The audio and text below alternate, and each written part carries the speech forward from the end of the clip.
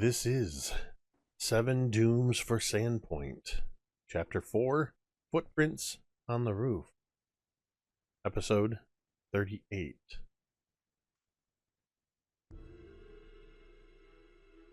The rain has not let up all morning. A leaden sky smothers Sandpoint, clouds hanging so low they seem to press against the rooftops themselves. Cold rain falls in a relentless, whispering curtain, turning the town streets into slick veins of mud and stone. The Vresian Gulf beyond the cliffs is a roiling slate of dark water, its waves battering the shore with a dull, distant fury, as if the sea itself is restless, waiting. Seabirds cry through the mist, their shapes little more than shadows that vanish as quickly as they appear. Sandpoint crouches beneath the storm, its red-tiled roofs dulled and darkened by rain, its familiar landmarks blurred by fog and drifting smoke. The old light looms at the edge of town, its broken silhouette barely visible through the haze, a jagged reminder of disasters long past and promises long forgotten. Lanterns flicker along the high road and through the winding side streets, their glow reflected in rain-slick cobbles like scattered, trembling stars. Despite the cold, life goes on. Fishermen trudge along the docks with bowed heads, hauling nets heavy with fish and seawater, their gloved hands raw and aching. Shopkeepers sweep rain from thresholds that will only flood again moments later. Canvas awnings sag over the marketplace, dripping steadily as vendors mutter prayers and curses in equal measure, while counting out coins with numbed fingers. Somewhere near the cathedral, bells toll the hour, their hollow notes swallowed by wind and rain before they can carry far. Figures move through the streets, cloaked, hooded, hurried. A mother pulls her child close as they pass the Hagfish Tavern, laughter leaking faintly from within, unaware of how thin the walls between safety and ruin truly are. The courier splashes through puddles near Junker's Way, clutching letters that carry news of debts, births, and small, ordinary hopes. Guards patrol with spears held low, eyes scanning doorways and alleys, more out of habit than fear, never suspecting how close true danger already lies. Warm light spills from the windows of the Rusty Dragon, and the scent of cooked meat and strong drinks cuts briefly through the damp air.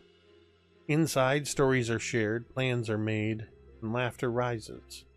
Small defiances against the weather and the world beyond those walls. No one looks twice at the shadows stretching just a little too long across the street, or the way the rain seems to hush when it falls near certain doors. Sandpoint endures as it always has, stubborn, hopeful, and unaware. Beneath its streets, behind its walls, within its history, old evils stir. Threads, long woven tighten once more, drawing the town towards fates written generations ago. The rain keeps falling, though the town tells itself it is safe. Fate has never required permission, belief, or understanding to collect what is owed. On this rainy Sunday in the month of Serenith, the 17th, in fact, of Serenith, the rain has made it cold. It's in the 60s. Relatively cold, I should say. I'm sorry, Jake. I'm sorry. I didn't mean to break the moment. Well, cold. I know what it is out here where we are now, so... It's cold for the Mediterranean paradise that is Sandpoint. Okay, got it. Yep, nailed it.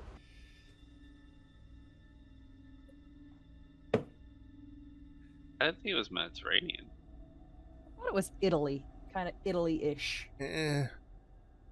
Ish. Whatever. Frisia. It's okay. It's Well, has I a- question my character's lack of pants sometimes. It has a. I feel Good like point. this region has more of a European type climate. Okay. Gotcha. Think a little more Western Europe, even mirroring what we're used to a little bit. Though the winters are probably less harsh in this region. Gotcha. Oh yeah, Icselo don't got no pants. He ain't got no pants on. It is a new day. The next day, after the events that have transpired, and it's the last day or the first day of the week, depending on how you view the weeks. Sandpoint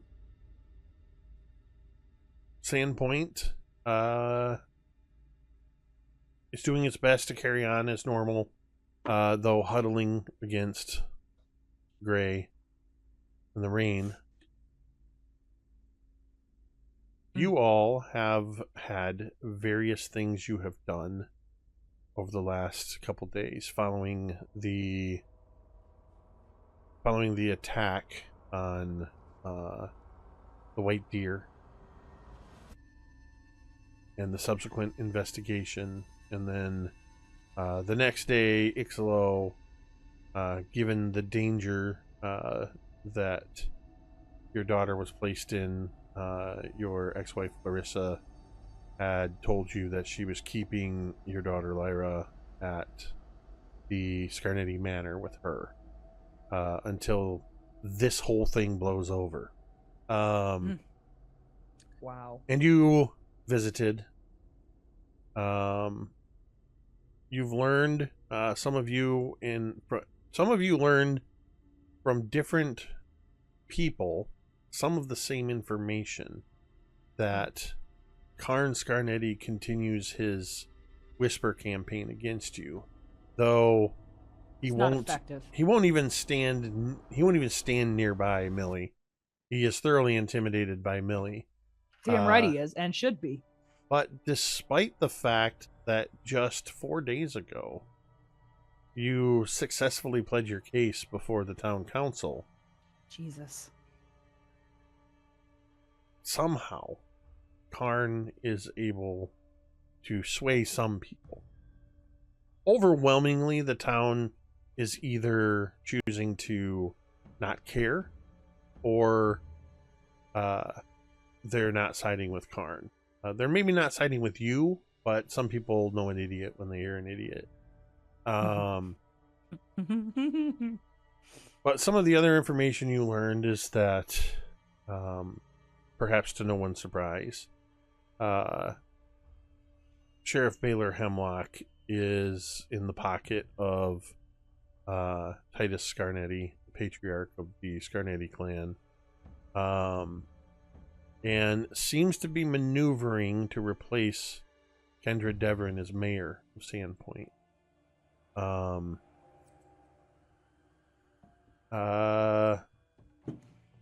The Trennels, Morella and Lanai. Natalin was the last to talk to them. They have asked you to just give them some space for a little while after what happened.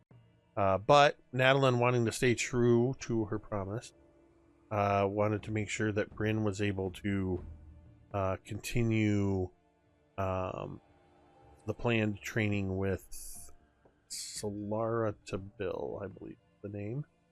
The druid who lives across the Tyrannodok River, southeast of town. And you found out that he, being of an age where they respect his ability to make his own decisions, he chose to go back to Solara and train. And Natalin, you made sure that he was actually there, confirming that.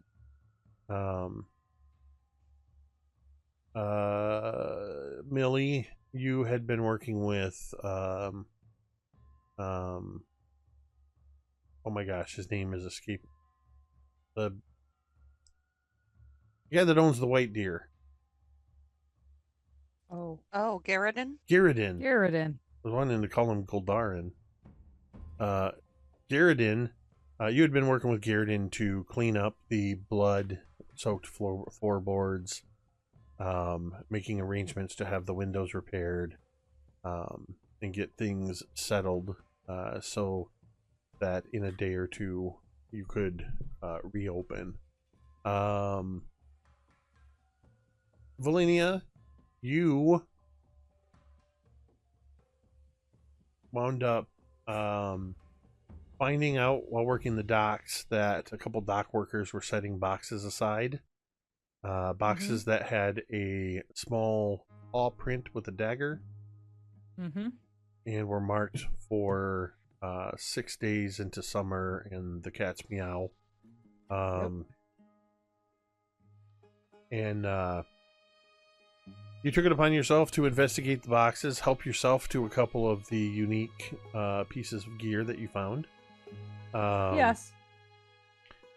And you found a whole lot of black clothes and gear used for thievery, enough to outfit at least a half a dozen people. And so you confronted 6 days into summer about this. And surprisingly, you found yourself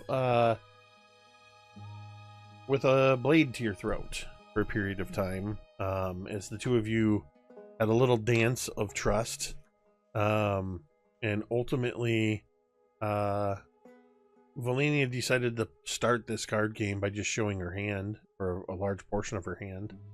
But maybe it paid off, because you learned that Six has a companion that he said that she will be arriving at some point in the future to assist with finding this rare umbral shard, the very artifact that you are looking for. And so you left with a little bit more information about that. Lumi has been holed up studying many of the books that she found, but also taking a little sidetrack to the Pillbug's Pantry, the less than scrupulous alchemical shop, buying drugs, basically. So we'll have to see what Lumi intends to do with the items that she procured, perhaps next week. But now that we're all caught up, what would you all like to do? You have plans to meet up? Do some of you want to do any individual tasks, shopping? And let me be clear. Just because I told you I fleshed out the shops and stuff does not mean you're obliged to go shopping. You can choose not to. Honestly, like, I think Velynia is just sort of like, having got in the cat's meow, she's like a little gun shy, more or less. Like, she kind of feels like, even more so than usual, that she can't really trust anybody. So she's sort of just working at the docks, I think, and kind of like going into the White Deer for the next few evenings, and just talking to Millie a little bit, I suppose. Yeah, just kind of chilling. Well, we're not hanging out at the Rusty Dragon anymore? The Rusty Dragon is what I meant. Sorry. That, yes. The White Deer is too bloodstained. I mean, it's yes, not indeed. for us. Honestly, yes. No, we have to. I was going to say, find a Millie, new it's up hangout. to you if you think, you and Garridan think that Sunday is enough time to have opened the White Deer, or if you're going to let it, keep it closed for another day.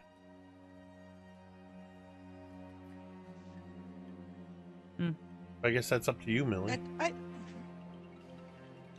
I don't think opening the very next day is, despite what Garridan wanted, is in the best interest of the establishment.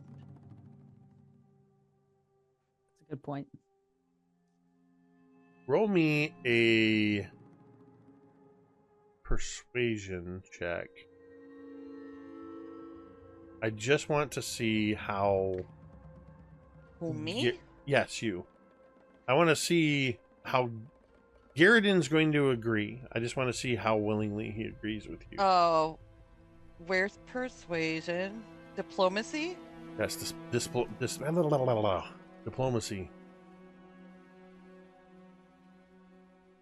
All right. No, I want to roll it. So out of practice, whoa.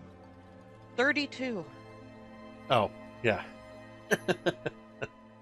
I think he puts up a very weak argument about losing money. But then I think you see Garridan look out into the dining room.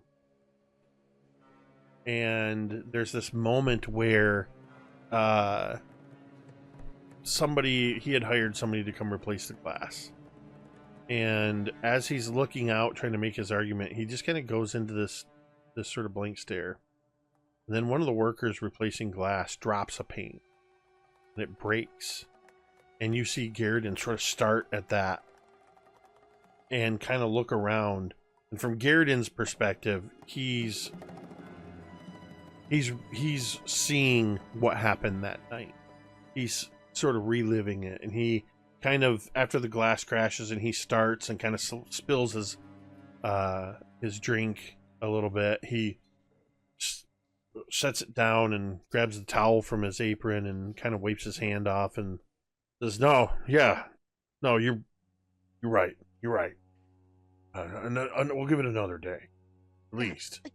Oh, Kaeryn, I think it's probably best if you just kind of take it easy tonight, maybe tomorrow, and enjoy time with your family. It sure is a blessing that they weren't here, because we keep forgetting that he has a family.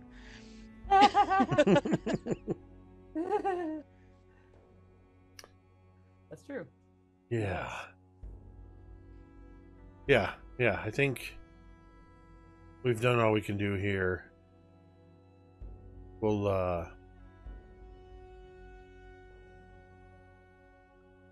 it'll be all right. And he kind of almost reluctantly looks around like, need to close this place up. So yeah, what are you gonna do then with the shop closed? You gonna meet up at the Rusty Dragon? No, well, what is it? Everything's been kind of a whirlwind since we got back. Yeah. So, like, literally, we left the pit, hung out for a little bit with the, oh my God, with the Trennels. Came back the next day. Millie cooked all freaking day, and then we had the red dinner, and then the investigation. God damn it. I saw Baron laughing. Now I'm laughing. What is it? Then the next day it was, all of this stuff with Millie finding out about her kids and checking out Six's shop and whatever the hell Millie did for the rest of the day. So she's going to go, oh Well, this is a good chance, I think, for me to try to get the crew together, or at least see what they're doing, and go through all this stuff. And Millie hefts a couple of sacks. The ones that didn't contain books and contained other things. And she sets out for the Rusty Dragon. Are you going to just hope that people show up? Or... I mean, it's happy hour. We're gonna show up. I think. Would it be fair to say that as a team, we would say that like our go-to meeting time is a certain time at the Rusty Dragon? We would kind of like connect or leave word I for just the others. assumed that we usually meet up there around supper time. That's about right. It's like Cheers. Yes, I think that's fair. Well, for the record, Ween's wagons in town also has recently started offering courier services, where they will transport and deliver items, to and from Sandpoint, but they also have a local delivery service for sending letters and parcels. So you can have one of those classic Skyrim couriers come running up. Awesome. I have a letter for you. It's like one little kid named Harry who just runs around town, knocking on everybody's doors. Yes, bro. That's awesome. I actually had, in a D&D campaign years ago, I had built in Waterdeep a bunch of youth that they were identified by wearing these yellow tunics, and they were all granted daily enchantments that allowed them to basically be hasted, and they were known as the Yellow Jackets, and they were the courier service for Waterdeep. Here, apparently, it's just a kid named Harry. That's awesome. I love it. Incredible. All right, He's not a Triceratops yet. So, Millie's heading to the Rusty Dragon with 2 sacks of loot. Natalin, are you already at the Rusty Dragon then? Or will you be elsewhere? Yeah, I'm trying to figure out what the timing of this all is, because I've just done a marathon, so. This is, so for the record, A little bit everything later. that happened in our last session, this is the next day. Oh, so I've already slept. Okay. Yeah. Okay, good. Noted. That's important. Yeah, so if you look in our notes, and these are publicly available in the public Discord, as read only, there is a Galarian calendar in there, and Tamiko has been adding which episodes occurred on which dates. Mhm. So it is the 17th of Serenith, a Sunday. Literally, that's- it's Sunday. Yeah, it's the only day that's sounds like ours. So I'd probably be working at the Rusty Dragon today. I would have got up early, done my meditation and training a little bit, and then I'd be helping Bethana, doing whatever she needs to do while I'm at home, not adventuring. Okay. Icselo. So, given the events of the last couple days, I think I missed farmer's market. It's on Friday. And I think in my spare time, when I'm not being scolded by my boss, I do what I can to help out around town. I have a good idea of the ups and downs of the place. I can find stuff for people. I have resources that I can help people find things. So I think maybe there was a woman at the farmer's market that needed some assistance getting like a permit or something. And so forgive me if I'm taking too much creative freedom. She's given me like a jar of honey or something like that. Some sort of produce in exchange. Yeah. Yeah, for sure. I'm just trying to look because I have... I don't think of who that would be. I think I have somebody that deals in honey. But yeah, continue. I'll let you know. More or less, I think I'm just collecting payment, which I've come to accept all forms of payment as long as it's within your means. So I'm on my way to the Rusty Dragon with probably like a jar of honey and maybe like a basket of scones. Okay, so I found it, or them, I should say. Nymira Duskfall runs the Starlit Sweets stall. Okay. And Strikes me I as a will honey place. put that in the chat here, so you have it. Oops. and it's Starlit Sweets. She specializes in exotic foods, sugar crystals, honeyed candies, honey, dream sweets, festival cakes. She is half elven, but looks more like she's like 7/8 elven. Very, very much elven features, tall, slender. She has, her cheeks are always painted with some kind of shimmery stars, like an array of stars across her cheekbones. And very quiet spoken, but very friendly. And she's pretty new here, so yeah, that makes sense. You've assisted her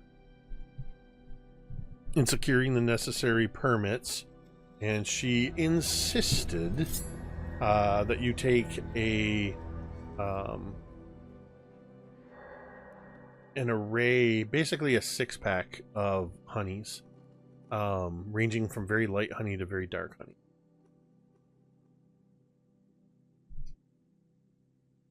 And of course, you've got a couple of those neat little wooden honey stick things. Perfect. To go with it. Lear will love that. No problem, Miss Duskfall. You have a good day. I'm just happy that I can share my honeyed candies with everyone thanks to you. My daughter's gonna love these. We'll be sure to see you next Moon Day. Bring her by.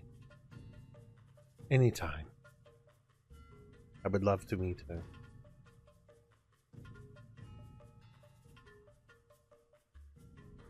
And yeah, I go to the Rest Dragon. Cool. Velynia. Yes. So I think that yeah, again, like this morning I would probably just put in my day of work at the docks. It's rainy and gross. I am just kind of trying to stay focused while at the same time Velynia is growing like more and more paranoid all the time. Not only now does she is watching out for this watcher, but she's also like constantly trying to make a good impression for Shada just in case she happens to be watching too. And she kind of has something to prove. So she is trying to stay focused while at the same time constantly looking over her shoulders. And then yeah, I don't know if you want to make any rolls for how the day goes or how much money I make like we sometimes do or what. But yeah, at the end of this work day, I would just make my way to the Rusty Dragon. So, kind of looking forward to meeting up with the gang. Velynia feels comfort in that.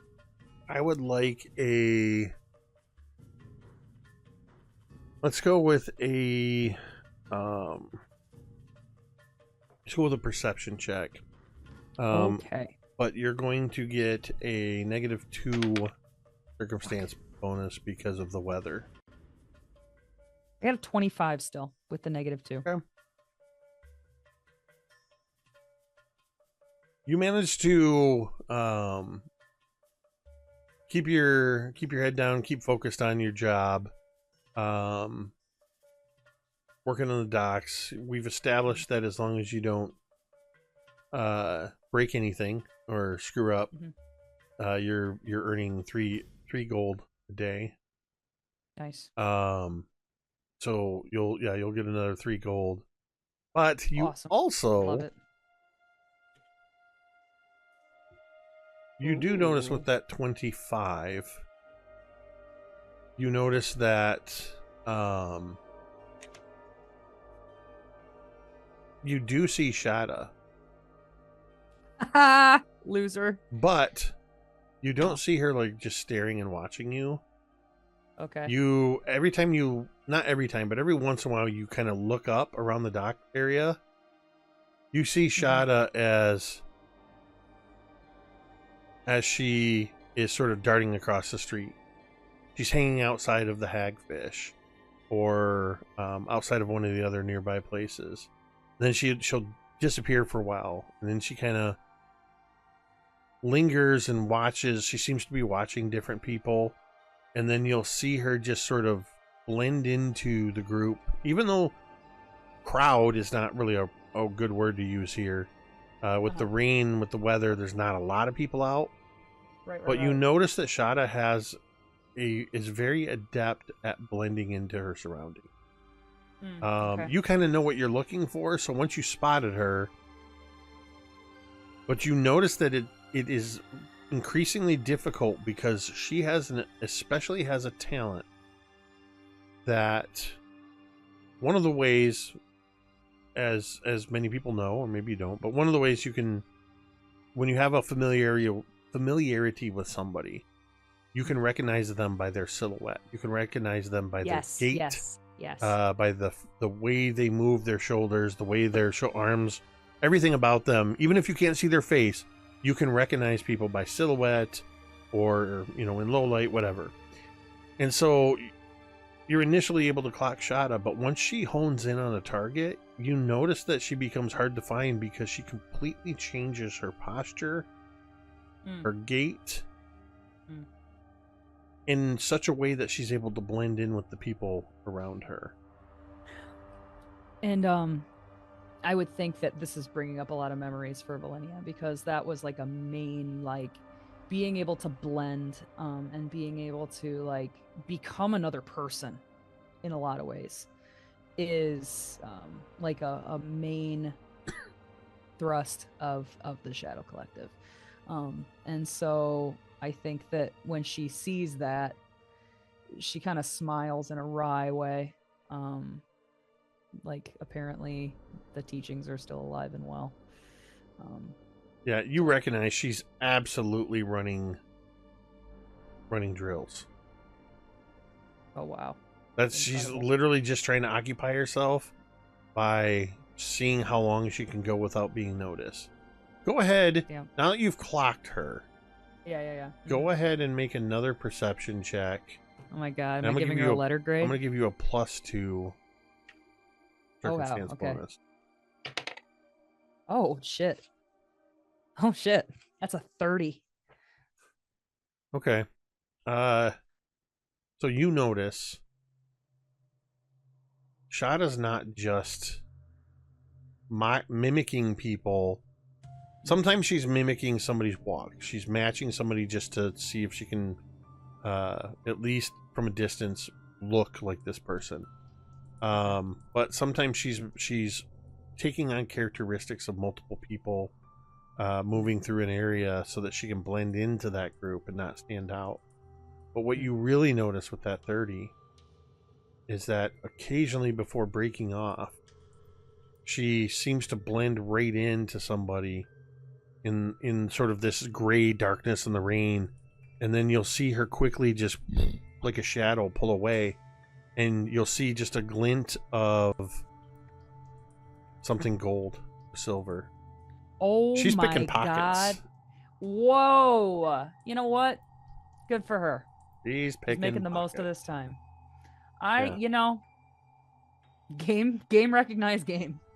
I am impressed. And I remind myself to not tell her how impressed I am.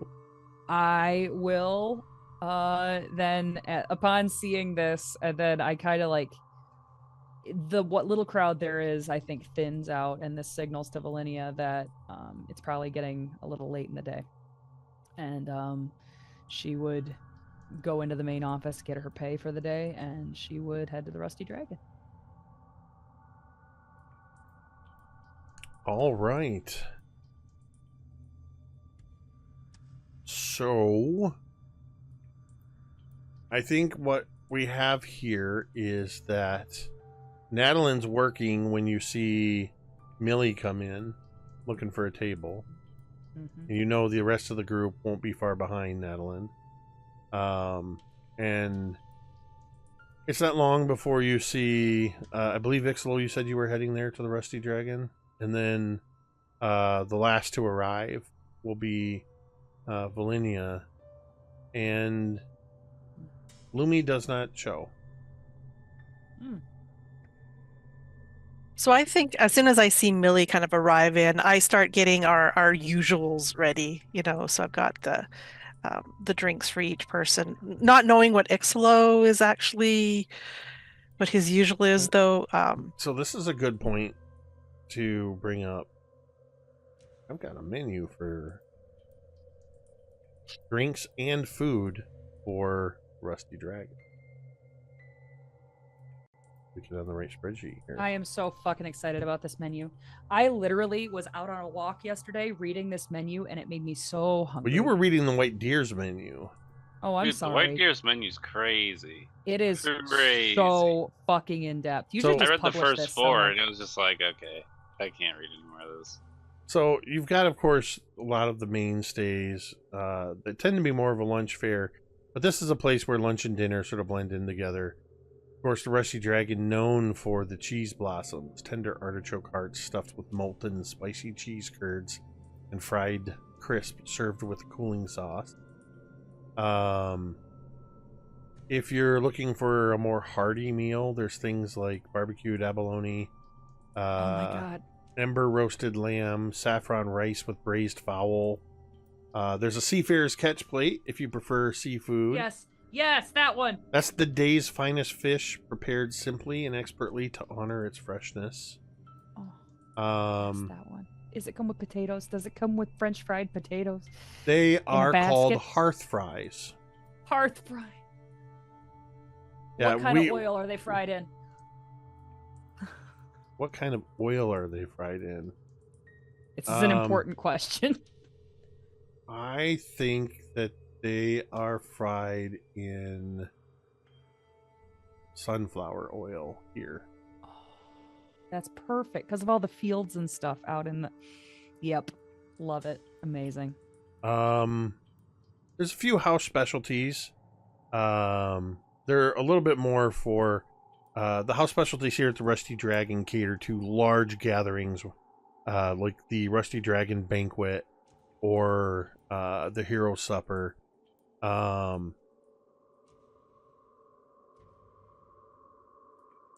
The Adventurer's Welcome Board is sort of a charcuterie board of meats, cheeses, breads, and preserves for the table. Tamiko's like, yeah, we'll take one of those. Millie gets that every single time. And then I'm not giving you guys everything, but there's both non-alcoholic and alcohol drinks. You can always get Springwell water, spiced orchard cider, golden milk, which is warm milk enriched with honey and fragrant spices, pressed berry juice, or dragon leaf tea. But here at the Rusty Dragon, the featured drinks are Beth Anna's Welcome Mead, which is a bright raspberry mead brewed to greet strangers as friends. Fragrant, generous, quietly stronger than it first appears. Regulars say you can tell a lot about a person by how they handle their first cup. 2 Nights seasonal ales, they rotate out from 2 Nights Brewery. Dragon's Deep barrel-aged reserve ale, festival spiced wine, and Dragon's Breath brandy. Everything has various pricing. You'll get a tab at the end of your meal. That's amazing. So yeah, Natalin will have prepared like the charcuterie board, Velynia's catch of the day, because Yes. always. So good. It's whitefish. Cheese. Today it's whitefish. Cheese blossoms for Lumi, and the various drinks that they would normally have, but not knowing what Icselo is drinking, she would just bring him Beth Anna's Welcome Ale. It's a good way to start. And setting this all out, you should be noticing that Lumi is not actually there, but we'll have still set a place for her and put her food down, because expecting Lumi to arrive at some point. I didn't know what you would like to drink, Icselo. She'd hand you the ale. Taking it and immediately taking a hearty swig. Nope, this is perfect. And I'll hand you one of the honey sticks that I got. And this is for you. Awesome. Natalin kind of like she doesn't really know what to say or do at that, but then she just kind of does the head bow and takes the honey stick. Thank you. And I would raucously join the table, finding Millie and handing her this large jar of honey that I'm not going to take home. What, you're not? Oh, why, thank you, Icselo. Oh, look at that. It's quite the bounty of honey. I think this might be good to make a batch of muffins. Well, there's a Butter my muffins later. Sorry. You were in that sentence before, as you were realizing, no. You were halfway in there. You're like, there's no turning back. There's no turning back. Oh, my. right. Would you like to hear the desserts before we move on? Yes, please. Yes. Honeyed fig tart, Oh. which is a buttery pastry filled with soft figs and dark honey. Spiced cream custard, chilled custard infused with vanilla and warming spice. Roasted pears with wine syrup. Pears slow roasted and finished with reduced wine and sugar.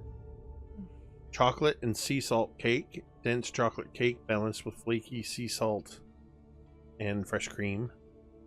And a festival sweet platter, a rotating assortment of confections prepared for special nights and grand gathering. I want the pears and the custard. I want the pears on the custard. I would maybe order a half order of both.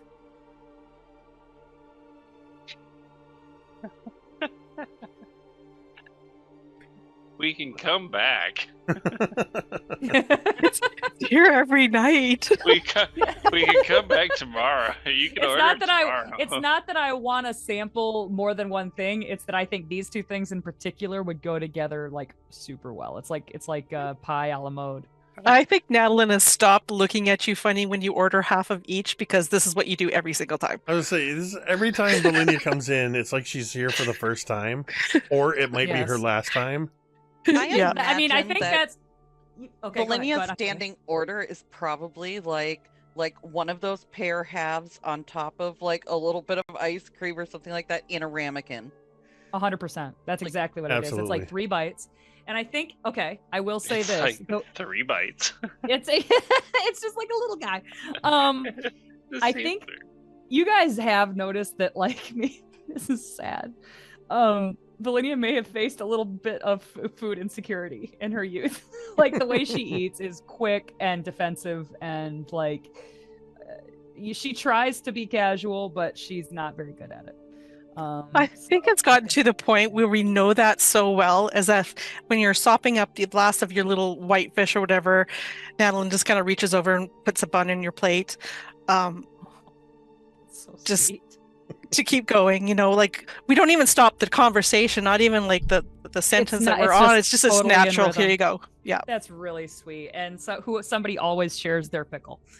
And so like, yeah, I think, yeah, Velynia really enjoys this little dessert. It's like kind of a very small indulgence, and you notice that she doesn't allow herself a lot of like indulgences like this. So, we've established you're winding the night down, gathering once again, and probably actually for the first time since the harrowing events previously. So, the floor is yours. Oh, does anyone know if Lumi's coming? I'm sure she's got her nose stuck in a book. Well, that's probably right. I'll deliver these to her later so that she doesn't go hungry. Well, that's mighty thoughtful. Well, if it's just us, Millie reaches under the table and what is it? grabs one of the sacks and puts it up on the table, like in a clear spot. We have some things that we need to go through from our trip. Oh yeah. Yeah. Whatchamacallit? Is it busy in the Lucky Dragon right now? Probably not. It's with the weather and it's a Sunday night. Normally, I'm actually working on having a map. I want to say battle map, just a map for the Rusty Dragon, because I want you guys to choose what your table is. But well, I can't imagine a lot of Karn sympathizers hang out here anyways, That's a good right? point. That's a good Probably. point. Okay, so Millie's gonna kind of open the sack up and say, You know how, like, sometimes after you take a trip, you open your purse and you start going through it and you're like, oh, I forgot I had all of this, or I put this in here. and she's looking around at all of you and you're probably staring blankly back at her like, what the Yeah. hell are you talking about? What are you lady?" talking about? Exactly. Well, that's essentially what I did, and I realized that we've got a couple of things that we can probably sell off and pad our pockets a little bit. I can't speak for the rest of you, but my purse is a little light these days. Yes, mine too. And I think Velynia at first is like lying, but then she realizes that after her fucking interaction with Six, her purse is significantly lighter than it was. and again, even the thought of like bringing up Six, I think Velynia's been a little, I wouldn't say standoffish, but maybe almost like she's avoiding you, Millie, more than usual. She has kind of gravitated towards you since we've been a group, and she is less so these last couple of days. And the reason I think Velynia is she wants to talk to you about Six and like this whole thing, but then that would require revealing all Talking the stuff about the yourself? Umbral Stone. What's that? Yeah, Is that stuff the- about me, yeah. and I don't want to do that. So, no. So she's trying to figure out a way to talk to you about this without telling you all the shit, and she hasn't come up with anything. So she's kind of like quiet. It's a lot of inner turmoil. So much turmoil. Mhm. Inner. Yeah, but So, I mean, I suppose I could stand to make some money, always. Oh, well, good. It's not a whole lot. It's not a very big bounty of things, but it'll probably get us a few gold. But first things first. and Millie pulls this this breastplate. It's actually sized a little small right now, but she pulls a breastplate out and she kind of rubs it off with a handkerchief. Like, oh, I was thinking that this might be something you're interested in, Icselo. It's magic, I think.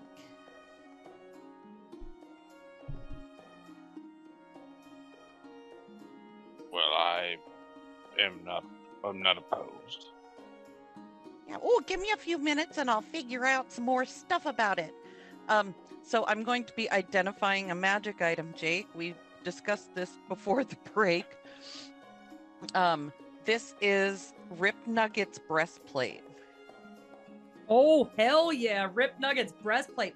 And it's going to be worth even more if we tell everybody that it's Rip Nugget's breastplate. He was one of the Dooms.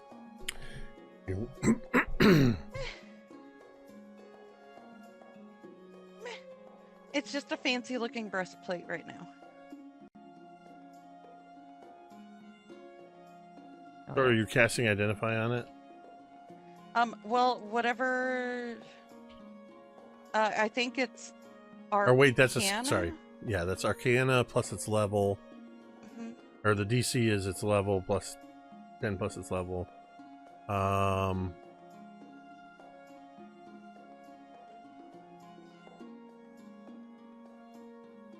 Okay, once you discover that an item, location, or ongoing effect is magical, you can spend 10 minutes to try to identify the particulars of its magic. GM sets the DC. Cursed magic or esoteric subjects usually have higher DCs. This certainly isn't a cursed item, certainly. And then it's a scale, so it's critical success, success, failure, critical failure. So, I do a roll. I use a die. That was not great.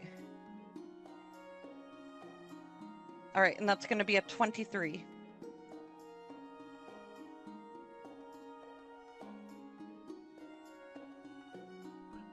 A 23.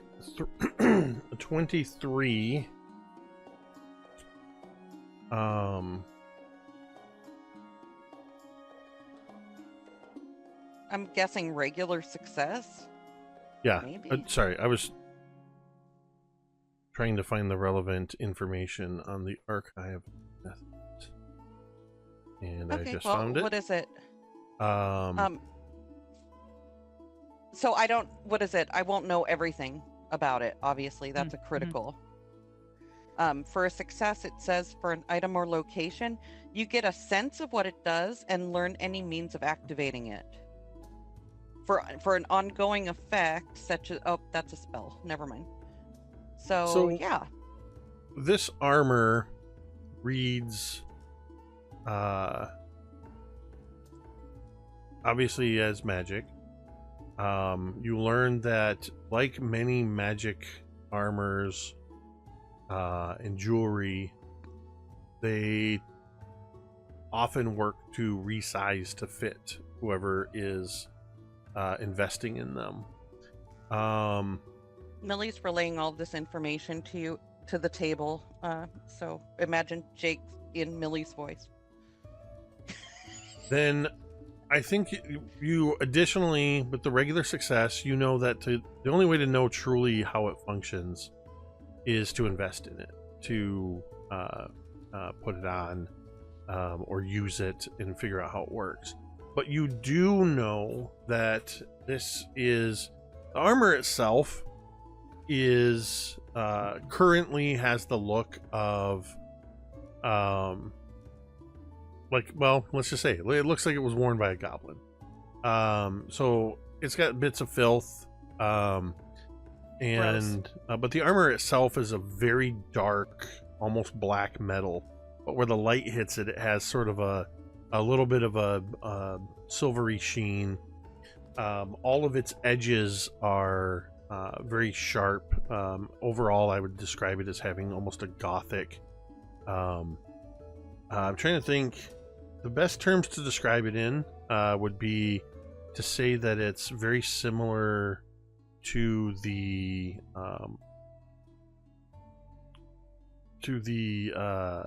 Daedric armors, but not quite as ornate in Skyrim.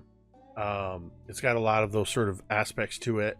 It is a resilient breastplate that will bolster the wearer's endurance and provide some protections from negative energy.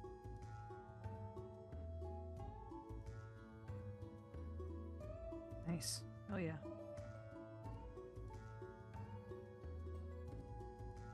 So, that's what it does that I can figure out. What do you think? Is it something you might want?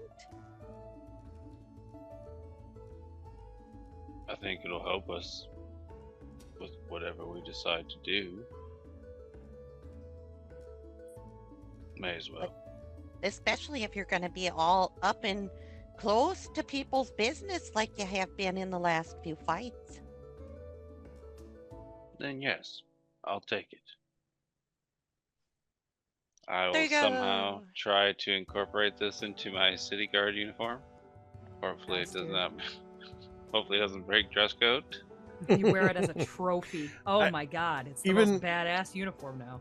I think even kind of looking at your character art, that you would be able to sort of remove any armor pieces you have, put this armor on with padding, and then sort of put the guard uniform, cloak and tabard and all that stuff sort of over top of it to still kind of maintain that uniform. Are you putting it on now, or are you waiting till later, or are you just looking at how am I going to put this on? Millie goes to hand it over to you and goes, What's it called oh again? dear. And she picks a little bit of dried entrail off of it and kind of Oh, drops dear. it to the Oh, dear. ground. Maybe we should get this cleaned first, yeah? Yo, yeah, for sure.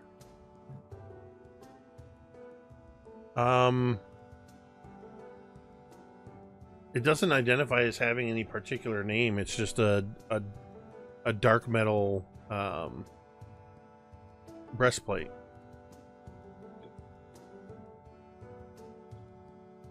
We'll just set that to the side for now. I mean, putting it on would involve stripping down to the waist in the middle of the tavern, and Well, that's what I was Say getting that. at when I Just was say that asking if you were going to before. put it on now, because Beth Anna might whistle and ask for It's you to step like- onto the stage. it's like you know, you Oh, get it, yeah. and you're like, "Wow, that's really nice. Thank you." And you, Thank like, you set so the- much. No, I can't It wait. looks like I it can't looks wait like to it was try given out. to you in a child size. Thanks. Is there a receipt with this? Yeah. It's But awesome. if you change your mind and decide you don't want it and go to sell it, you better divvy up, buddy. And then, Yep. what is it? The other items that Millie ends up pulling out are a leather pouch with crystal game pieces that Ooh. Karen's given her blessing for us to sell. There's a rune stone etched with a glamored rune. Which, unless Icselo wants it, we'll end up selling it things. This was the side chat that happened a couple of sessions ago, where we were talking about selling stuff.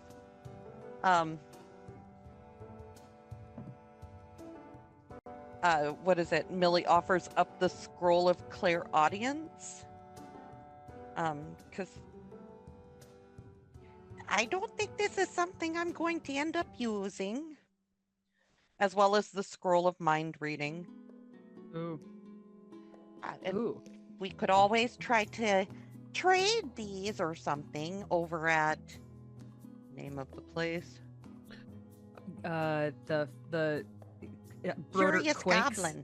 Oh no. I say we sell as much of it as we can. Like you said, we are quite impoverished as a group. I think we could afford well, I think we could afford to be able to afford more.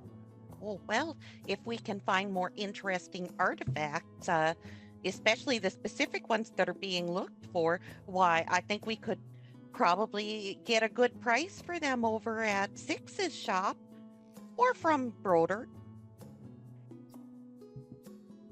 I mean, I think we should give our business to the older of the two shops, don't you think? Brand loyalty and all Broder that. doesn't really have a shop, dear. He's Broder's more not of really a a shop. private collector. Oh, well then. I suppose we could go to the Cat's Meow.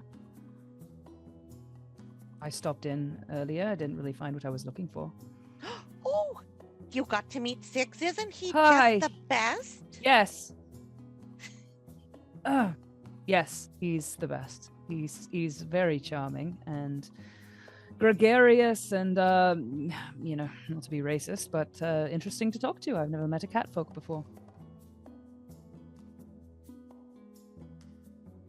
He was a very interesting man. I suppose we could sell to him. I'm sure he'd give us a fair price. How much is Velynia clenching her jaw right now? Oh. Well, let's see. Let's see. I'm gonna make a deception check to see how well I'm hiding it. I It's think a nat 20. fine. I am clenching my jaw, but you don't fucking notice. I was about to say, this is kind of your thing. Yeah, no, yes. I mean, whatever the group feels like doing. My vote is sell it all.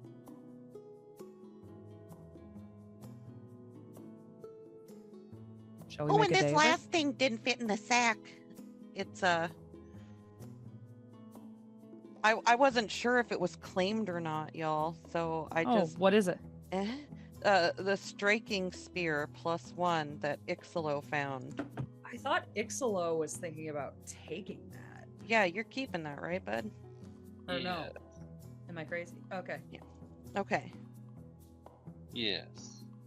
I mean, we could probably sell this breastplate to that collector guy. He would probably buy it, given what it is. As a historical piece. Yeah. Yeah, the historical guy would like that one. Brodert would like that one. Oh, we should take bids and find out if Six or Brodert would pay more for it. I don't think we should pit shops against each other, Millie.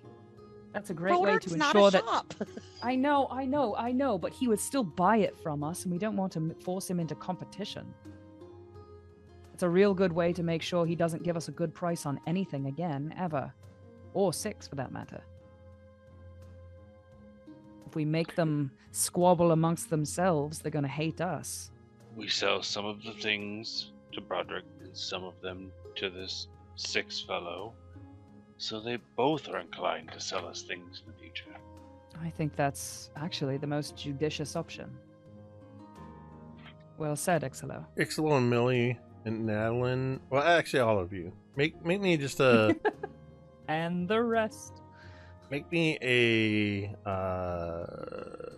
society check. Okay. With those. I got a 21 society. 21. 19. I saw your lips move, but heard no words, Tamiko. What? I didn't- Hello? Yeah, I just Yes. didn't hear what number you said. 24. 24, 21, and what? 19. You guys all know that while interested in history, Broderick Quink is more a collector of knowledge. He doesn't want to buy tchotchkes. He doesn't want to buy armor and weapons. This is something you guys would know. When it comes to selling these kinds of things, unless it's knowledge-based, like books or information scrolls, Broderick probably won't have an interest in it. But some We of the just got shops will. confused because Lumi was bragging to us about how interested Broderick was in buying that hollowed out spear. That's different. Ah. That is was more. different. That is not. He doesn't view that as a weapon. It's like a secret stash. But But we have this whole other bag of books. Good luck having Lumi. I'll say I think Lumi Yes, has those, that bag of books. I think Where is that bag of books, by the way? That I'll give you entire three Probably wagon. with Lumi. I'll give you looking three at her guesses. empty spot. Bags plural Yeah. are in Lumi's room. I'm pretty sure Wagon I load. helped drop her off Yeah. with those, so I would know. Yeah. No, you can set them down right over there. Thank you. That's my impression of It's like Vi she's here. doing Lumi. No, I just wanted to save you. This is knowledge you guys would have. That the exception would be is if this particular piece, such as that hollowed out spear, which came from the Hellstorm catacombs, it's unlikely that Broderick's going to be the one you want. There are certain places that will buy certain types of things. Obviously, when it comes to weapons and armor, your number one choice is probably Sava's Armory. Oh yeah. But the more curious a thing is, you're probably looking at the Cat's Meow. When it comes to things like scrolls, the Cat's Meow, the Curious Goblin, at least one other shop that deals in scrolls might be Nope. Hey, while Jake looks up that other shop, why don't you look us up on redbubble.com? At redbubble.com, we got all kinds of great merch like the one I'm wearing, the one Tamiko is wearing, and all kinds of other great stuff. You can get logos for your cool fantasy games or for our Kids on Bikes game. You can get our logos on t-shirts, tank tops, hoodies, mugs, stickers, postcards, all kinds of other great stuff, pillows. There's almost always a deal at redbubble.com, especially if it's your first time shopping. So why don't you check us out today at redbubble.com? Just search Mini Terrain Domain. The Curious Goblin and the Cat's Meow are going to be your number one for scrolls. Sandpoint Boutique tends to deal in some spellcasting services, scrolls, a few magical miscellany, and then there's a couple places, obviously the Bottled Solutions and Pillbook's Pantry for any potions, chemical agents.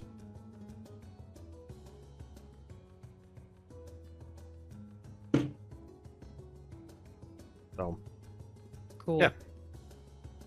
Well, shall we divvy this up then? I could take any weaponry, armor, etc. over to Sava. I'm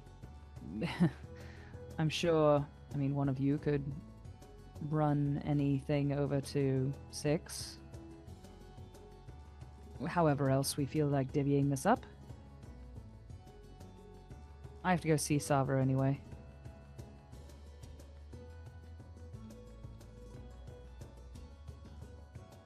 Is that a plan? I don't have a preference. That works for me. Great plan. Where else are we going to go? Is it just to 6 then? We've Sava got and the 6? we've got the scrolls, so Okay.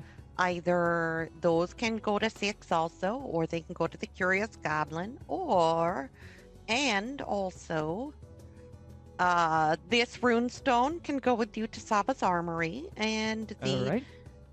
pouch with the crystal game pieces can go to 6 also. Terrific. Well then. Oh, beans! I almost missed this at the bottom of this bag.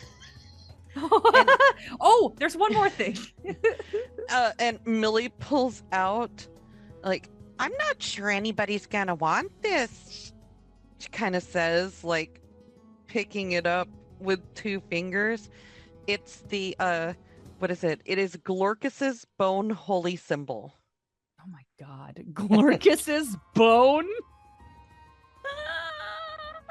What does it look like again? Glorkus's holy symbol made of bones, you dirty Glorkus's birdie. bone hole. Grade it. Got it. Glorkus's holy symbol bone hole. Glorkus's. Sorry. Okay, got it. Never mind. So I do not want to take that. I don't care if we can sell it. Maybe we'll just put this back in there. How about we Just put kind that of back drops in there? it back in the sack. Like, Looking at that, you could just as easily, you could try to sell it to one of the places, but you kind of feel like you could drop it in the trash and be just as well off. Kind of like trying to sell a bone or a broken cup or something in Baldur's Gate Millie 3. drops it back into the sack distastefully, but she thinks to herself, mental note, if she, by she I mean me, Tamiko, remembers, seeing if Menargle might want it later. Oh, Menargle. Menargle. I keep forgetting we didn't kill Menargle. Menargle. Yeah, Menargle's an ally right now. Well, well, how about we go? What time of day is it? Is it evening? You established Okay. that you guys meet up Dinner- around dinner supper time. time. Right. Oh, yes. Well, how about first thing tomorrow? I will take this to Sava. Icselo, would you care to join me? I feel like I would like to get to know you a little better, being so new to the group and all. I don't see why not. Perfect. That read very much like I can't think of a reason why Yeah. I can't this join is you. Deeply Not- concerning, and not yet a single okay. excuse comes to mind. Natalin think doesn't more- say more- anything, but her eyes track Velynia. So I think if for- anything, Ixlo's like, what? So for the guardhouse, like the bunk house where they stay, wherever, or do you have your own house, Icselo? Like where do you live? Oh God, no. Okay. I'm currently living in the barracks. Okay. So which is closer to Sava's armory, the barracks or Mavashti's place? I want to know if I have to swing through and pick him up or vice versa. These are the important questions. It's logistics. Yeah, of course. This is such a Midwestern. Sava's armory How is do we? number Who's gonna 12 drive? on Are the you map. driving or am I Are driving? you driving or am I driving? We need to figure this out. Sava's armory is number 12 on the map, which is in the north end of town. So it's actually right next to the cathedral, and that looks like it's going to be the garrison. Oh, Because wow. you're way in the south end. I'm way at the south, so I will. Yeah. Yeah, it's on Tower Right. Street. Well, I'll swing by and pester you at the barracks in the morning, around sunrise. Sava starts early. so- Velynia at the barracks is going to be fun. Oh yeah, yeah. Velynia. Okay. And now, That's full fine. disclosure. Velynia wants to get to know him better because she feels safest when she knows what's up with people. And up till now, Icselo has been relatively closed off and tight-lipped. about who I've been he is. closed And- off. Yes. Yeah. You don't know shit. Wow. And Well- so I want to get to know you better so I can feel safe having you around. Sure. So yeah. As Are you saying Velynia, all this out loud? No, yeah. as Velynia We're has said, probably Velynia drunk at this point. Velynia turns slightly away from the table and is like, I want to get to know him better so I can feel safe keeping him close. as Velynia has said at least 5 times that I want to get to know you better before they head out for the night. Raising some eyebrows around the place. That's a good place for us to take a break. Perfect. Ideal. That is, yeah, we're gonna go ahead and we're gonna take a few minute break. We'll see you on the other side.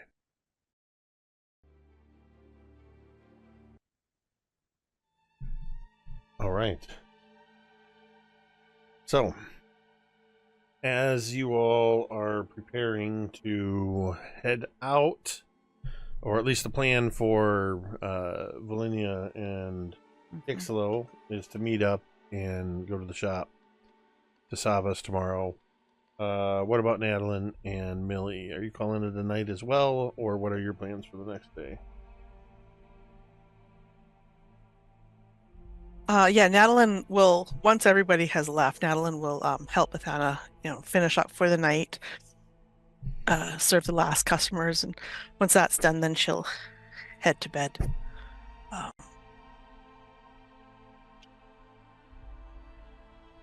Yeah, and I guess tomorrow, same thing. She'll be helping. She'll be getting up, doing her routine, maybe studying a little bit, and then helping Bethana out in the Rusted Dragon.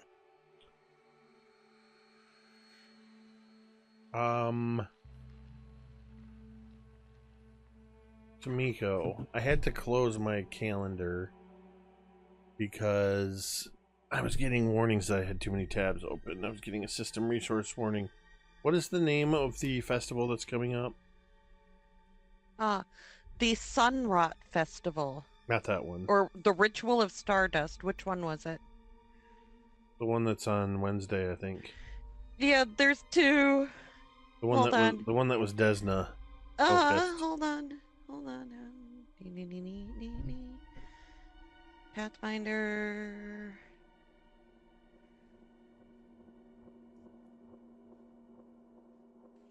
Calendar.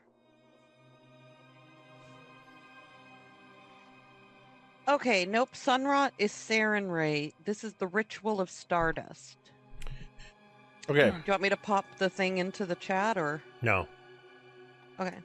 But I needed to know that it's the Ritual of Stardust. Is that what you said it's called? Mhm.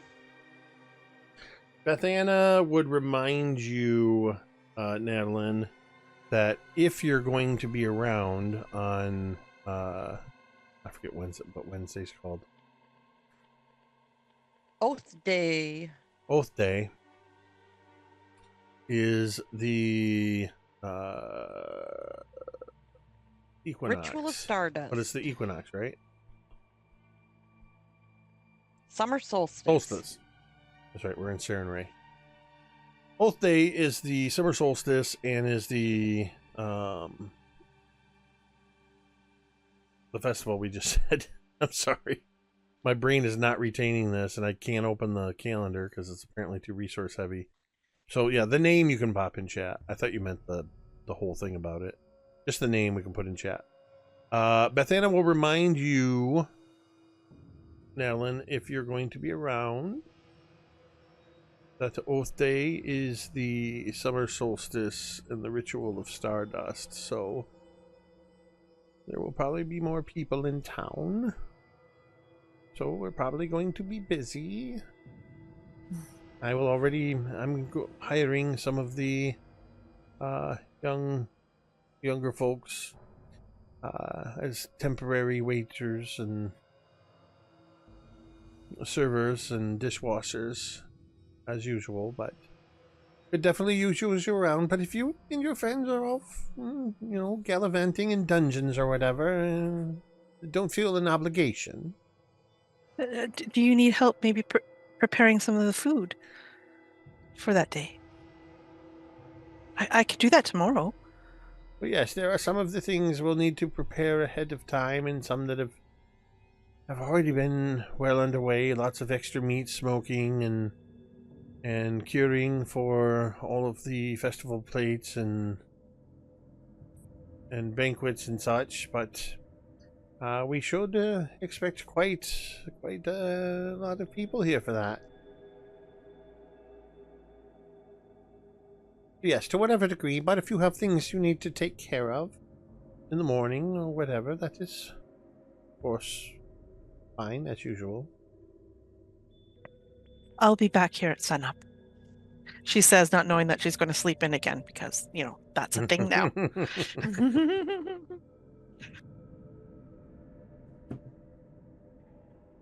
And I imagine you're having this conversation as you sort of finish up and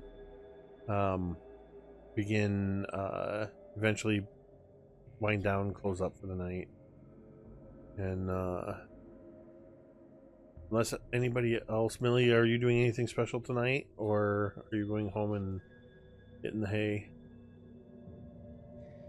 She's just gonna head back, probably just chill at the White Deer for a little bit, talk to some folks. Nope, the White Deer's closed. What is it? Just casually chat up Kaeryn and the fam for a little bit and then head to bed. All right. So the next morning,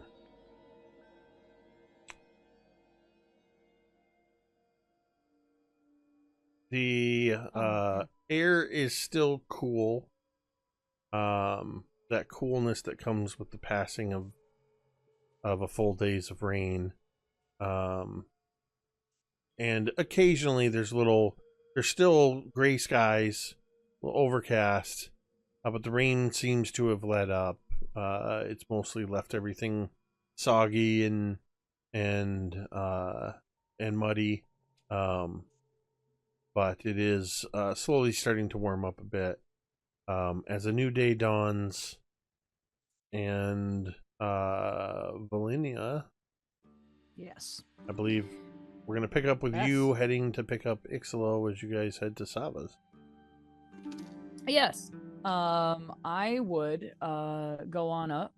And I think Velynia maybe hasn't given a ton of thought to the fact how close she's going to like the sheriff and the barracks and all of that stuff until she starts to get closer, and then she realizes, oh shit, she's going straight towards the sheriff and the barracks and stuff.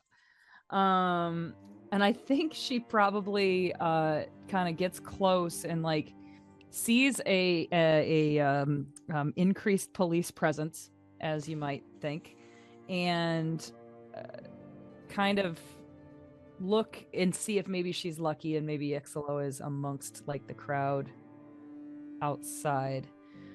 I I don't know think if it would be really funny is if in your paranoia there's like a crunch of an apple and you just hear, "Where do you think he is?"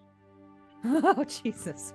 And I think you do see just the slightest. You see Velynia jump.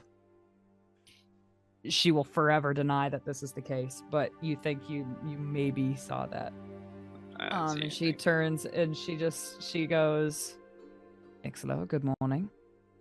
Yes, another crunch of apple. Mhm. Shall we? Indeed. Do you need help And carrying the? I'll scoop up whatever we're going to sell. well, if you feel like being a gentleman, and I hand him like a satchel of. There's only like a couple things in here. It's just the runestone and the breastplate. I mean, I have carried it all this way. If you want to. Delightful, thank you. And I just kind of like let it go abruptly into your hand, and I start walking towards Sava's armory. And like, so I'm sure you know Sava already. Has she ever worked on your armor?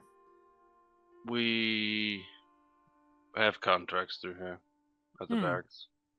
Well, she is the best. I can see why you contract with her. I hope you all pay her well.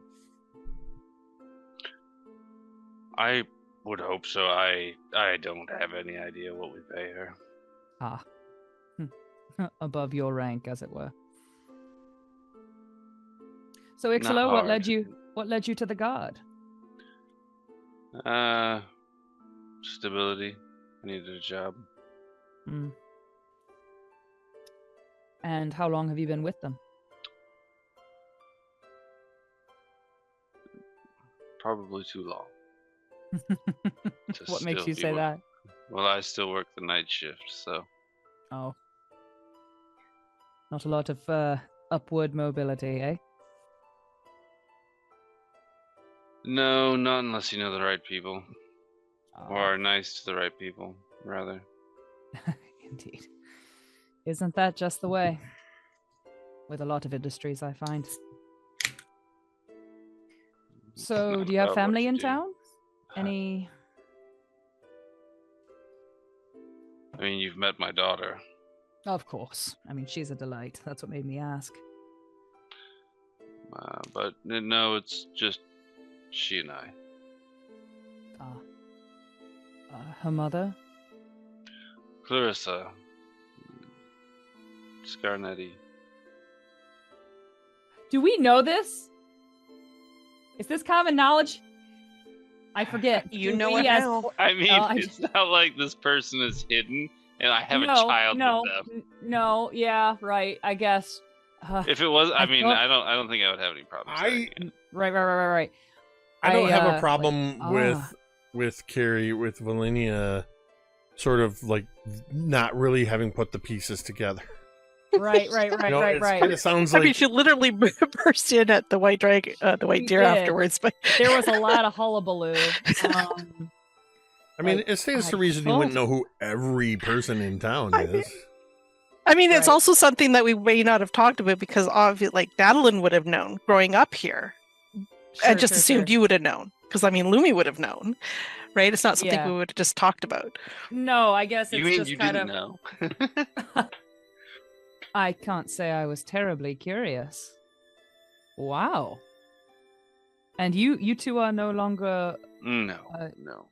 Oh. Well, I'm sorry to hear that. Oh, I am not. Oh. Is she just a rampaging bitch? No, she's not that bad. We just didn't get along. Different points of view.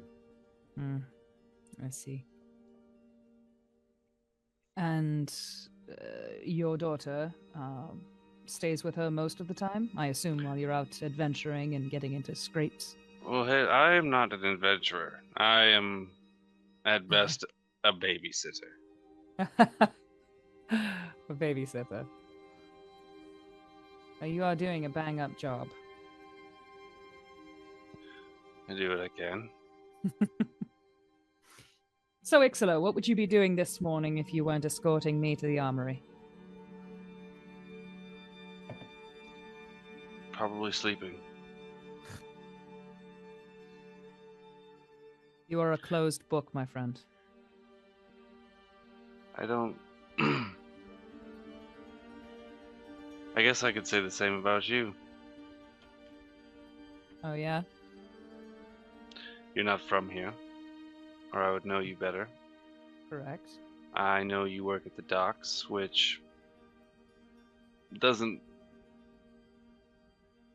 create a foundation of a lot of.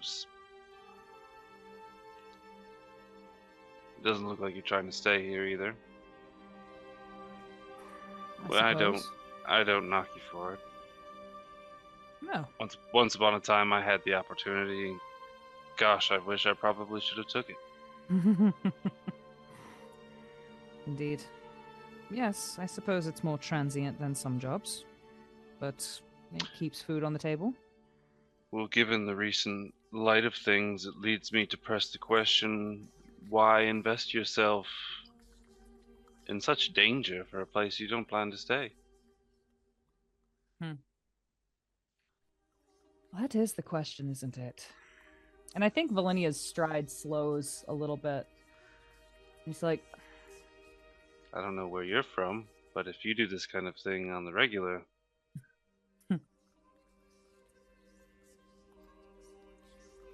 I suppose, there's money in it. You've seen, we do get paid. We are on our way to make quite a tidy sum with what you have in that bag. There's good money in it. And I suppose it keeps things interesting. Need I say more? How many times have you seen your friends almost die? Too many. Is the money worth it? Oh goodness, you are cutting right to the core, I see. They know what they're getting in for. They're all mature people, also trying to make money. None of them are naive to the dangers we find ourselves in. Not at What all. I think about whether or not it's worth it is really none of my business. Sure. Millie has signed up for this, as has Natalin, as has Lumi, as have you. But I'm not asking about them. I'm asking about you. Lumi, born and raised. Natalin, born and raised. Millie, utterly compassionate to the plights of the lesser. Me, born and raised. Money? That's what you're doing this for? Would it be so unbelievable for you to think that perhaps I'm doing it for altruism? For the greater good? That's just not what you said. I don't like people to believe that I am sentimental. I have an image to uphold. As do you, as do all our companions. Don't worry. I won't tell anyone. Thank you. I certainly hope my secret is safe. I wouldn't have anyone to tell in the first place. And I imagine we just kind of continue walking as we get near Saba's. Yeah, honestly, real time, this conversation probably took you to Saba's. Right about that. Yeah, we're standing right there. It's literally She's just like, a couple buildings down, and not maybe a block. We just haven't hit A at the desk yet. You haven't walked in, but you're standing outside. It's that in Oblivion when you walk into the market district and there's like 8 people standing there and they're all like Yes, exactly. They're all you are 2 of those people. Yes, indeed. It's perfect.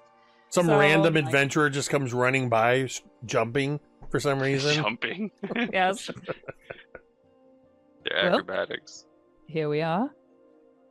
I'll do the talking. By all means. And I'll open the door. Dingle-lingle-lingle-lingle-lingle. I was about to say the exact same words. Ding-a-ling-a-ling-a-ling. Ling-a-ling-a-ling-a-ling-a-ling. Ding-a-ling. Beedle-eedle-eedle-lee. Perfect. Love it. We can play out this conversation with Sabo or not. It's I up to didn't you. stat out all these shops for you to just walk in and hand wave it. Okay. God Because- bless. Here we go. Because the last time Describe you were Saba here, again. Oh, the last yes. time you were here, I gave you a very generalized description of the place, but you can see that this is a well-appointed armory. Yeah. In that there are items in display racks, items on shelves, items hanging on display plaques. And so you see a lot of the usual standards: daggers, short swords, axes, hammers, pretty much every type of blade, spear, bow. There's some wooden stands containing different types of padded leather, studded armor, chain shirts, scale mail, various levels of plate. Different types of shields ranging from small strapped bucklers all the way up to heavy tower shields. A case, an ammo case basically containing all of the various arrows, bolts, sling bullets, and blunt arrows. Wow. There's a locked display case containing multiple armor and weapon runes of various levels.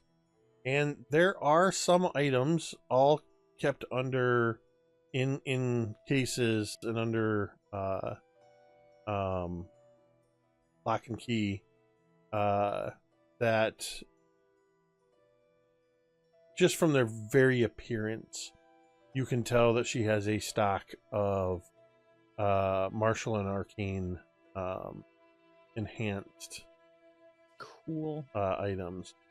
Pretty extensive. In that list you can see more runes, specialized shields, Like there's definitely shit in armors. here we can't afford. Yeah, there's things that are easily affordable, even in the magical items, probably in the sub 100 gold piece range.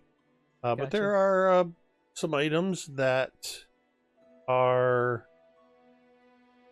a couple to a few to even several hundred gold. The most notable is a longsword that in and of itself doesn't look particularly fancy. It looks very well made, but it sits on a display rack above a mantle behind the counter. There's some gauntlets nearby, different types of armor. This is definitely the place to go to buy and sell runes and armors. And when you walk in, Sava sees the two of you, kind of gives you a courteous nod, Icselo, recognizing you from the guard, and then gives a little bit. Actually, you get the you know each other a little bit, so you get the chin up, not the head nod. Ooh. But then looks from you, Icselo, to Velynia and back to you, and you just see very subtly one eyebrow goes up. You're running with a bad crowd. And then she looks at you again, Velynia, and says, "Well, it's good to see you again. Both of you. Are you Sava, here good together?" morning. Yes. We're friends, didn't you know? I did not know. Not that it's any of my business, but Icselo looks at you. And I look at you with Saba. just a shitty. I look at you with a shit-eating grin on my face. Morning, Saba. We were hoping to exchange some things we found. exchange for other items or for gold? Oh, gold. Gold, Gold. preferably. Gold. Gold, please. Is Gold, preferably. one of the items, that black metal piece of shit you just dragged in here? Well, I'm hoping that we had Natalin use some water magic to maybe rinse Yeah. it off. There's got to be some prestidigitation of some kind before we came here. We gotta Okay. have our shit. I We mean, gotta have our if- poop in a group. I would have dunked it in the river if I had to. Yeah.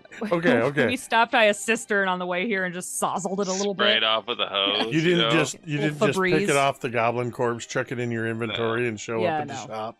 No. Goblin's Okay. still in it. Yeah, here you go. Oh, sorry. Oh. Yes.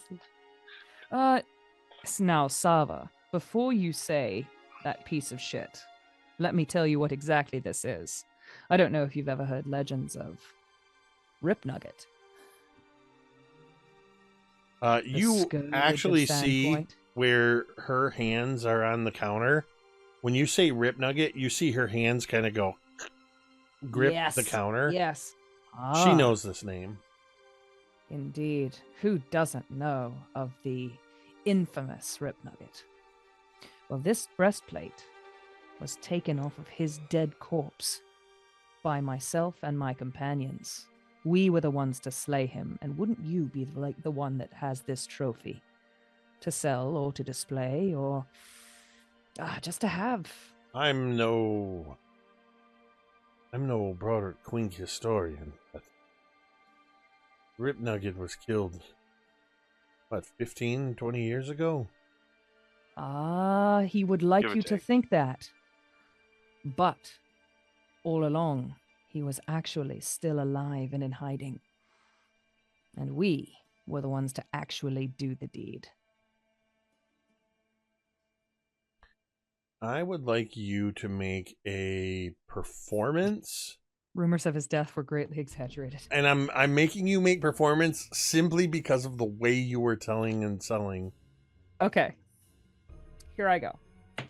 Oh god, it fell. It fell. Shit. Okay. That's a dirty 20, folks. Ixelo's just standing there. Icselo he's puffing out his chest, maybe, to give me a +2? Question mark? I'm not aiding you at all. Okay, you dick. I'm not aiding you at all. I was like, I don't have anything to do with this. I just carried the Listen. bag. I just carried the bag. No, you said you wanted to do the talking. Yeah, that's fine. That's fine. I said what I said. Okay. Dirty 20. Isn't that right, friend? Yes. Mhm. Perfect. That's Okay, amazing. so you're telling me there's some truth to these rumors that you and some others are digging down into the pit on Devil's Platter, and there's more to it than just rumors. Oh. Well, if you've heard the rumors and they have beaten us here, as you well know, Sava, where there's smoke, there's fire. Indeed. Let me see At it. least a few of these rumors are true. Let me see it. Put it up here. And I kind of nod at Icselo. I toss it up on the table. Forgive the smell, Sava. There was nothing we could do. We washed it. We did all we could. This is It Natalin. smells of sea breeze. Shush. To Short be of an- fair. Short of an To be exorcism, I don't think fair- anything could get out that smell. Well, hang on. Yes. Icselo burned into Icselo, not I Icselo. didn't- Icselo burned in Wait, ash. what happened? Rip happened? Nugget burned into a pile of ash, Did. leaving behind only the breastplate. So Okay. there's probably not that It's- much ick on it. It's just Yeah. It's charcoal. Well, We there's had to wire brush fumigated. it. There's like when you definitely use clean- ick yeah. from the fact that it was worn for who knows how long underground by a goblin. Yeah. That's more what I was getting at by the goblin ick. There's fire cleansing happening here. Yeah. It's like when you In clean the out the metal. inside of your oven and it goes to like super duper high temperature and then you just wipe it. You literally like just gotta that. throw the entire Wait. couch out. You clean the inside of your oven? Yeah. You guys are getting paid. There was something. You rolled a 5 for Sava. I saw that. I don't Yes, know what it was but- for, but you did. There's. That was to see how much she cared. How much of a shit she the give a shit roll. That's Make the me a give a opposed. shit That's check. the opposed roll to your performance. Well,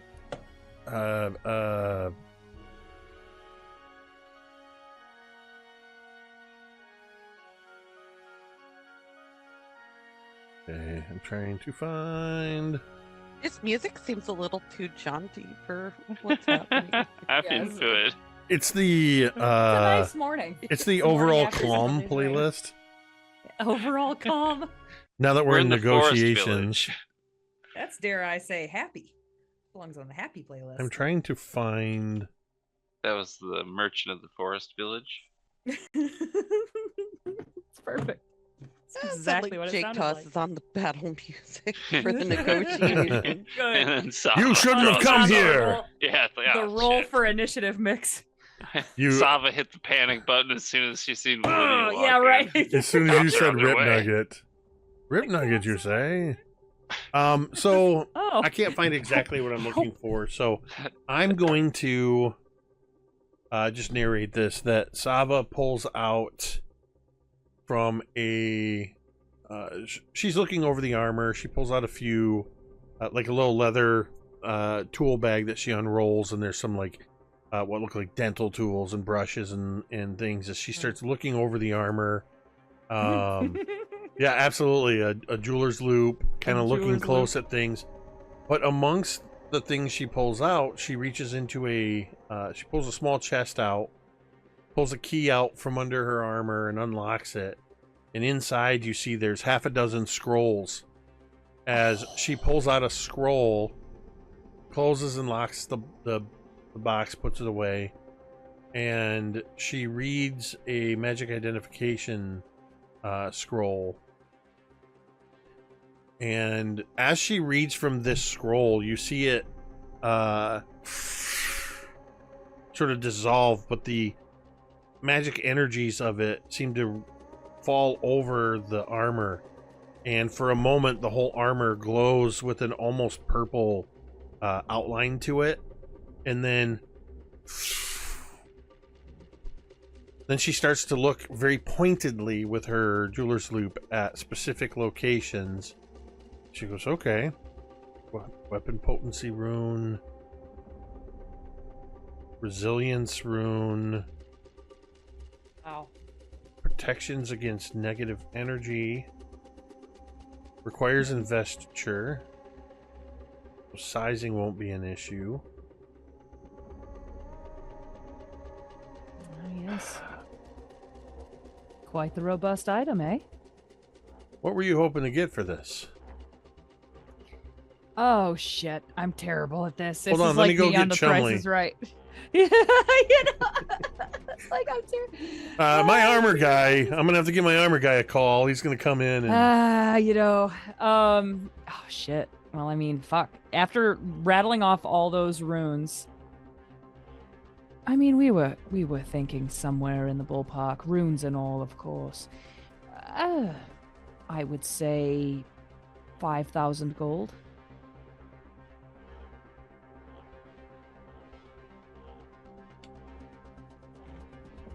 do you want to just carry it out on your own, or do you want me to put it in some kind of a bag for you and you can take it to Magnamar or I'm Kaermarga, so where you fucking think tired. you might be able to con somebody into paying 5,000 gold for something like this?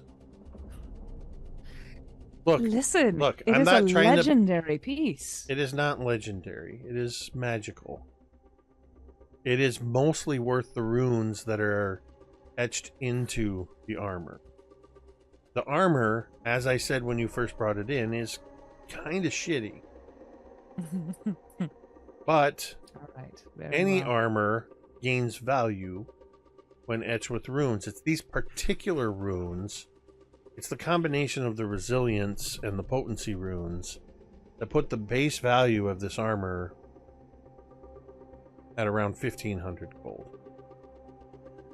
I'm not going to give you 1,500 gold for this. Sava.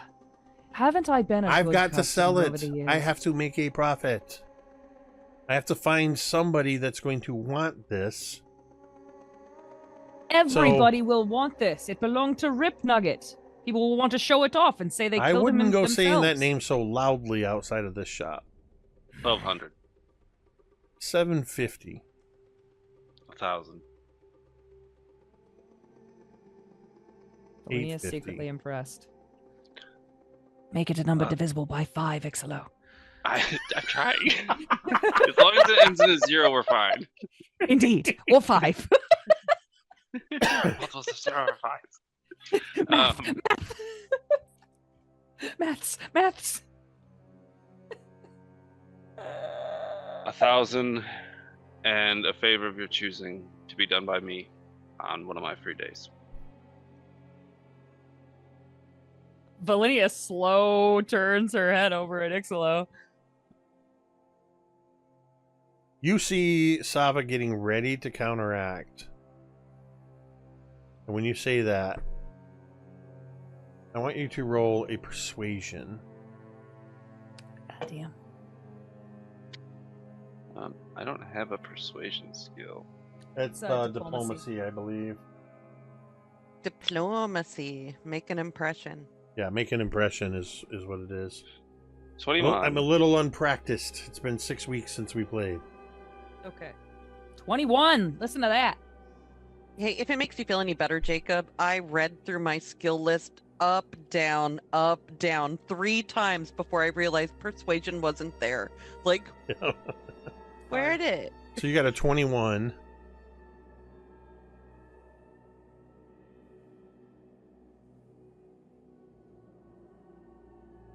So did she. I need... Icselo, what is your diplomacy skill? My diplomacy is +2. My society is +8, if that helps me at all.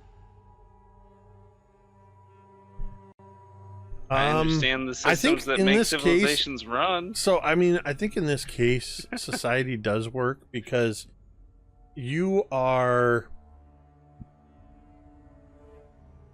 using the fact that you have at least some level of rapport with Sava, and to a certain extent, you're kind of, whether you're offering yourself or yourself in uniform, Sava's got to acknowledge that a law enforcement officer just said a favor of your choosing on my day off. On your day off. Which gets you a raised eyebrow, and just a little.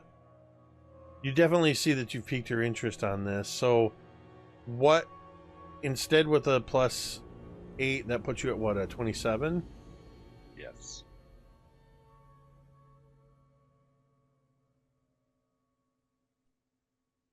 Sava reaches down below, or reaches over actually, and grabs a pencil and a piece of parchment, and jots down 1,000 gold. It's a deal. I'll hold you to that favor. I know you will. What else do you have?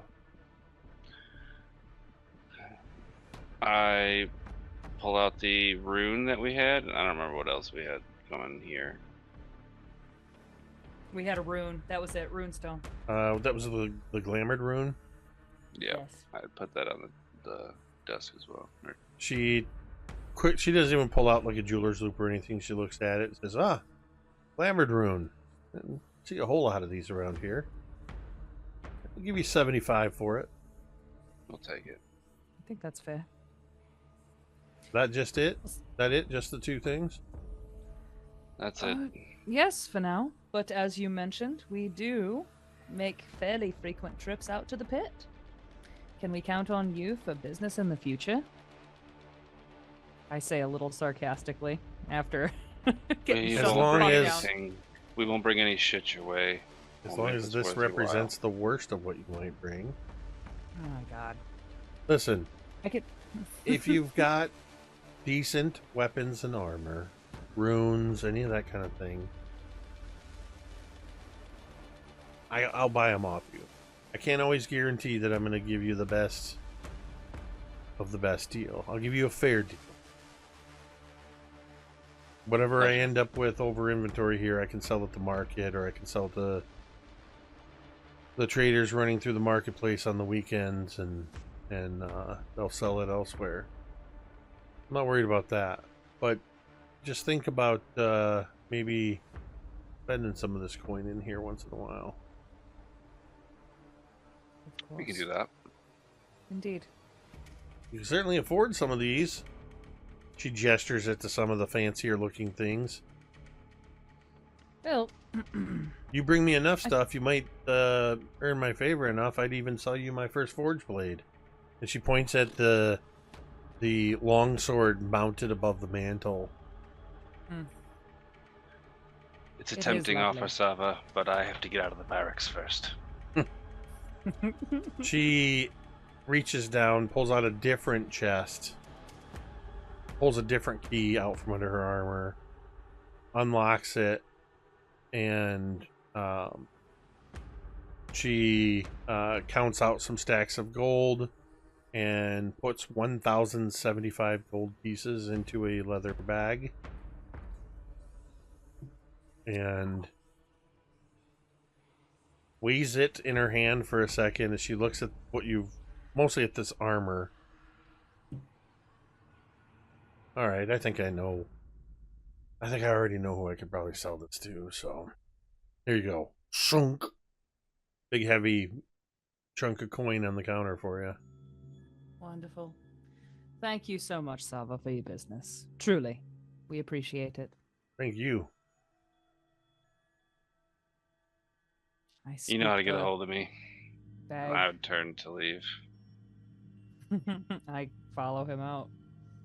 As the two of you leave, she just watches you leave and just kind of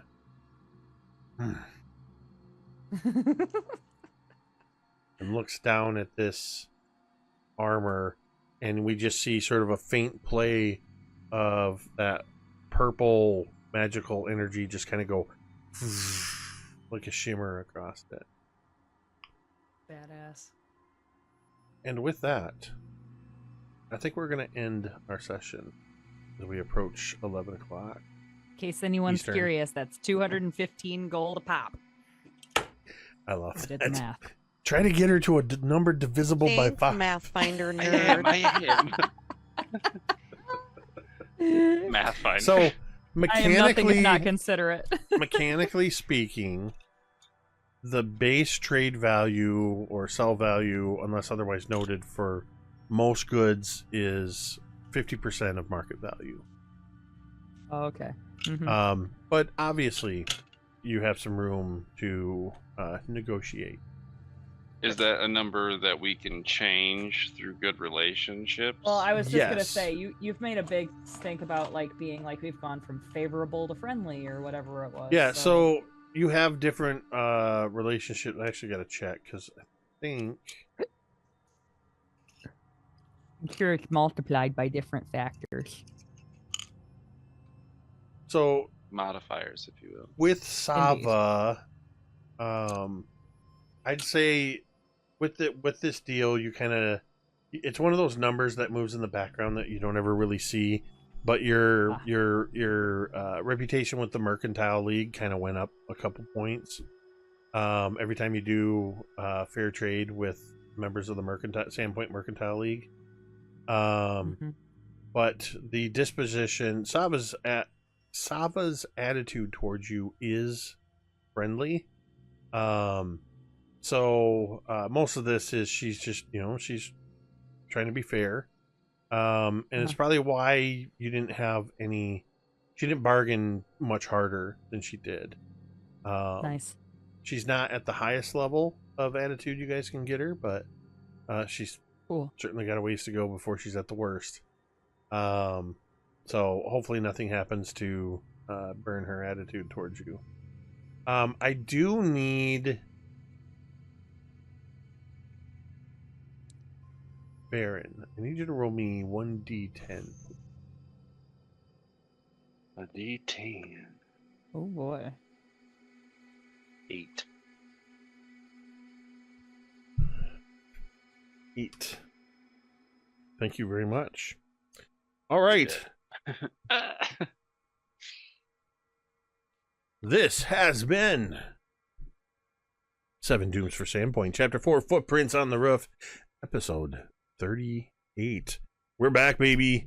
This is our first session back in the new year, and we'll be back here every Monday at 8:30 p.m. Eastern from here on out, unless otherwise specified. But we will see you next week. Hopefully Lumi will be here with us as well. Hopefully you can join us this Thursday or watching on the VOD. Catch us on Welcome to Paradise, Michigan, which is returning this Thursday at 8:30 p.m. Eastern, where Cari and Tamiko will be part of that group. And I believe we're going to have being hunted by Claire. We're going to have most of our friends will be there. I think we are going to be down at least one person. But yeah, we'll see you then. Thank you, as always, to all of the tremendous people during our hiatus and tonight who subbed and provided bits. I mean, look at these guys. They're at 89 Domain dice, and I'm at 21. Domain dice. I got 21. Thanks, Hawkmere. So we appreciate that. I did see, but wasn't able to acknowledge at the moment, PB Undesirables raided earlier with a party of 12. Woohoo. So thank you so much for the raid, and for any of you who stuck around. We always appreciate that. Thank you for everybody hanging out in chat. Love seeing the conversations take place. Glad that you're here with us. And if you're somebody that likes to lurk quietly in the background, or maybe you're watching on the VOD later, know that we appreciate you and hope that you are enjoying these presentations as much as we enjoy playing these games. And of course, a final huge thank you to these incredible humans and players who I'm so glad to be back around the virtual table with you all once again. Thank you, Kaeryn, Tamiko, Cari, Baron, and though she was not here tonight, she was with us in spirit, Vi, without whom this would have been me talking to myself for a couple hours. With that, we're going to go ahead and end this stream the same way we end every stream, and you can say it with me if you want. Monargle.